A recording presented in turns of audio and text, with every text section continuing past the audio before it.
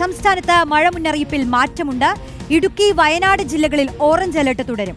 എറണാകുളം, തൃശൂർ, മലപ്പുറം ജില്ലകളിൽ orange alert പിൻവലിച്ച് yellow alert നൽകി. തിരുവനന്തപുരം, കൊല്ലം ജില്ലകളിലെ യെല്ലോ അലർട്ട് പിൻവലിച്ചു. സ്വാന്തന സാജു ചേരുന്നുണ്ട് വിശദാംശങ്ങളുമായി. സ്വാന്തന, ഏറ്റവും പുതിയ മഴ മുന്നറിയിപ്പിൽ ചെറിയൊരു ആശ്വാസമുണ്ട്. എങ്ങനെയൊക്കെയാണ് അലേർട്ടുകൾ? വിശദീകരിച്ച് നമുക്ക് ആ വിവരങ്ങളിലേക്ക് കടക്കാം.